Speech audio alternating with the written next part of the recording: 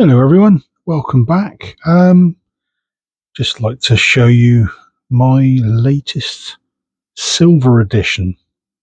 In this case, it's a silver bar from the Royal Mint. This particular one shows Una and the lion. Now, the story of Una and the lion has been a source of inspiration for many, many centuries. It's an intriguing tale laden with symbolic meaning. And yes, I'm reading this from a website. It's not my usual language. And it's been chosen many times as the subject for artistic interpretation. Una and the Lion notably appeared as a really stunning coin, created or designed, I should say, really, by William Wyon. Now, that name goes back quite some time. Now we're talking Queen Victoria days, very early Victoria. The coin itself was the 1839 non-circulating gold £5 coin. There was only 400 of these minted, and in uncirculated condition, they're worth best part of £300,000. So even with my level of collecting shiny things, I doubt I'll be able to stretch to that. In 2019, there was a range of Queen Elizabeth II coins that were released with the same design on the reverse, but they were done in gold and silver. They were non-circulating, and some of them had really ridiculous values. There was a £1,000 coin, a £2,000, and one of them was a £5,000 coin with a mintage of 1. So, who is or was Una? What's her story? Well, the design itself is inspired by the poem "The Fairy Queen" by Edmund Spenser. The poem itself follows the adventures of several knights, as in knights with a K, to basically illustrate different virtues. And along the way, Spenser introduces Una.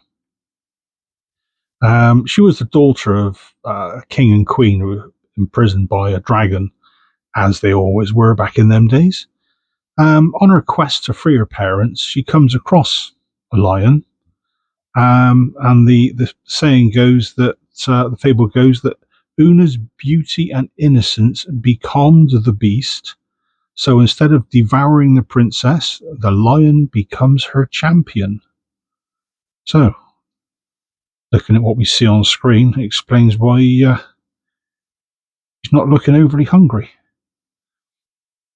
So there you go, a little education for those who didn't know. I'll pop a link to some of this info about Una and the lion. It's on the wiki website, so it's quite an interesting little read, actually. The inscription that you can see at the bottom, yeah, it's Latin, and yes, I'm going to try and butcher this as well.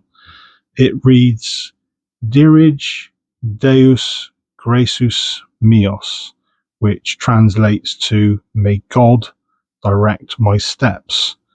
Now, the original 1839 coin, even though there's only 400, had that on the reverse, but there is also a variation that was Dirit Deus, which simply meant God direct my steps. So the coin itself, the original coin, wasn't deemed as out of the 400 an error. They were just variations. So again, if you've got some money floating around, 300k, treat yourself. So this is also the first landscape orientated bar designed by the Royal Mint. Well, the actual designer is a name that we'll all be familiar with, none other than Jody Clark. So it's good to see that he's keeping his hand in. So the actual bar itself is 999.9 silver, so virtually pure silver, 1 troy ounce. Some of the specs on the back. Come on, focus, thank you. It measures, I think it's 28.98 mil across and 49.96 mil along. So basically 3 centimeters by 5 centimeters. That's the easiest way to do it. Just over an inch by 2 inches. And the thickness, as you can see, there's not a lot to it. 2.2 mil.